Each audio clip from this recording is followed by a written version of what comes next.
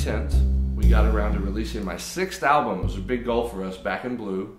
We had a real successful release party down in my hometown of Houston. Had a great crowd come out. So we thought today we'd kind of do a little bit of a track-by-track breakdown of each song and let you know the story behind the song, who we recorded it with, and how we did it and why we did it and all that fun stuff. There's 8 tracks on the album, and the first one is a track called Rain Falls.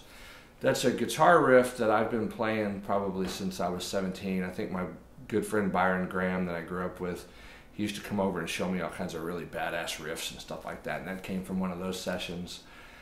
And I had never really done anything with it, and then I had a play on words going on where I think a lot of times in our heads we are our own worst enemy.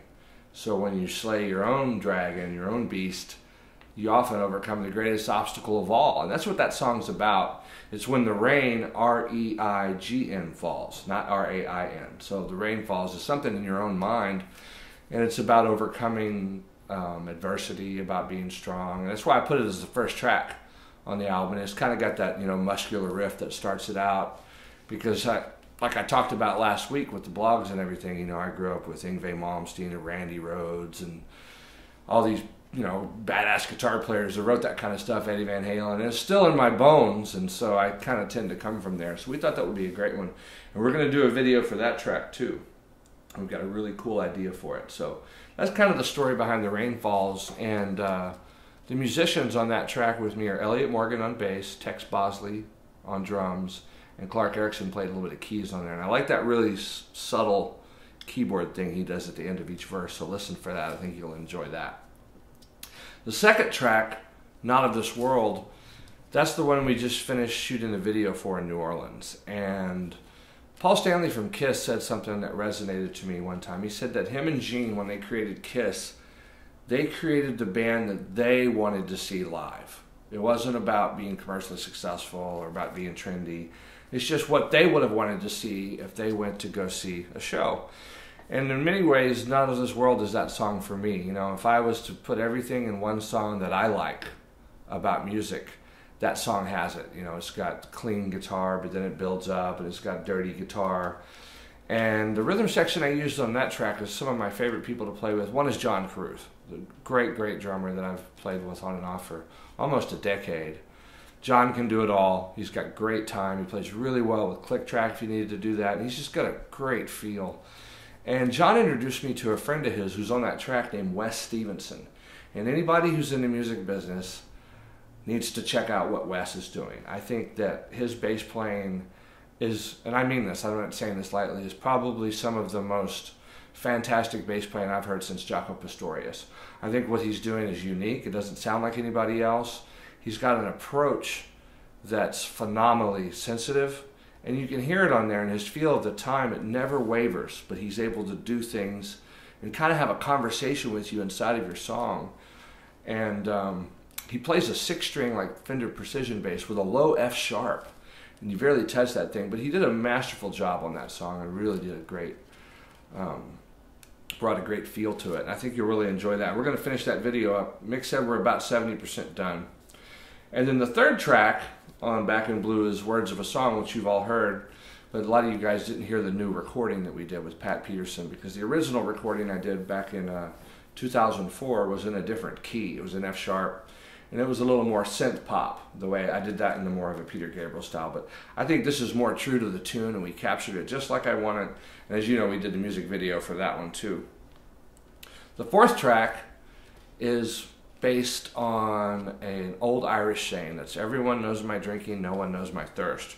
So we call that song No One Knows My Thirst. And I've had a lot of really dear friends over the years that had a lot of challenges overcoming addictions, whether it be drugs or alcohol. And I think all drugs and alcohol to some extent are just an escape, and so I kind of wrote that song from the heart to those people, because I've helped a lot of people through those times, and I've had some own challenges in my own life, where we just want to make sure that we're being the best person that we can and not doing things that distract us and hurt ourselves. You don't have to be addicted to drugs or alcohol. You can be addicted to gambling. You could be addicted to, gossip. There's so many things you can do in your life. Video games, that's probably the lesser of two evils, but just trying to direct our attention in life where it believes to come from the heart. And that's when, you know, maybe sometimes people need to look a little bit deeper than just the drinking.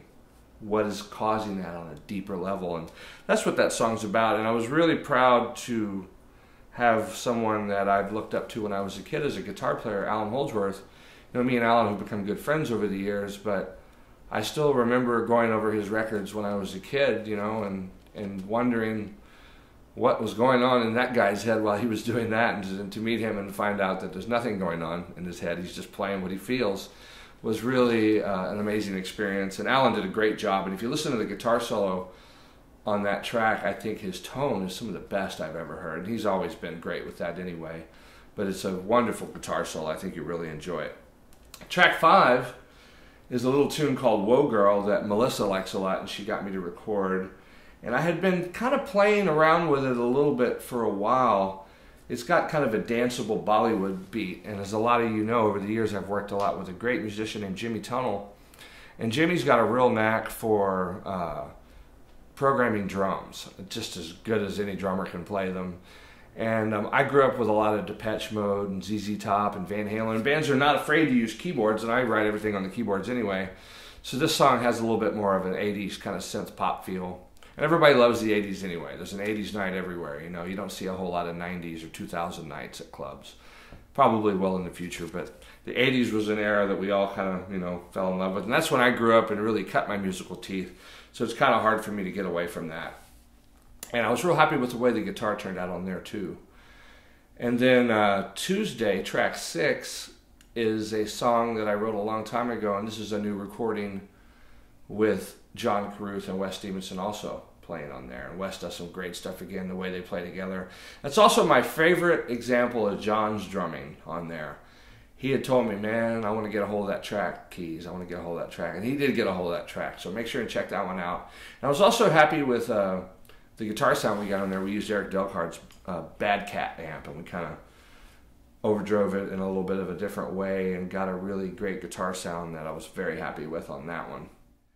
And the lyrics on Back in Blue, track 7, were kind of inspired by my acting class. One of the teachers in my acting class is a guy named Glenn Morshower, who really knows how to live. And in general, Glenn can't talk without somebody start to take notes, because he's always got something really great to say and to makes you think about life and how to live your life to the fullest. And that's kind of what that song's about. It's about resiliency and perseverance. And I got to give Glenn a little bit of credit as the inspiration for those lyrics, so thank you, Glenn. And the bass playing on there also is another great bass player from Dallas that John Carruth introduced me to, a guy named Wade Campbell we've been doing a lot of shows with lately. And Wade's got a real great feel and a command of the instrument too. And in fact, he was the bass player Friday night in Houston when we released the album. And last but not least, track 8 is a bluesy instrumental. It's not really a blues tune, but kind of a bluesy instrumental called Forget Me Not. And, you know, when I was growing up, I really loved Jeff Beck. Blow by Blow and Wired were 2 albums that I wore out. And I also fell in love with Joe Satriani's first 2 records. One was called Not of This Earth, I think, and there was another one called Surfing with the Alien. Then he came out with Flying with a Blue Dream. But Jeff Beck and Joe Satriani are 2 guitar players who had a real big effect on me, because they talk to their guitar. It's like they're talking to you. You know, they don't just play licks and stuff like that. And I think they're probably the 2 most commercially successful instrumental guitar players of all time from when I've seen their albums on the Billboard charts. But both those guys were big influences in my life. And it was especially surprising for me to find out I was Italian after I wrote that blog. Why are all these Italians good guitar players, you know? Because Al Di Meola and, you know, Joe Satriani and Steve Vai and Frank Zappa and Pat Martino, all these Italians are always good guitar players. And then my birth mother finds me and I find out that my dad was an Italian. So we thought we'd put that on there last but not least. I think you really enjoy that one. So there you have it. There's a track-by-track breakdown, and make sure to stop by erickeys.com and you can get a copy. You can get it on Amazon, iTunes, and follow us on Twitter and Facebook, and we'll find you there too. We'll see you next time. Thank you very much.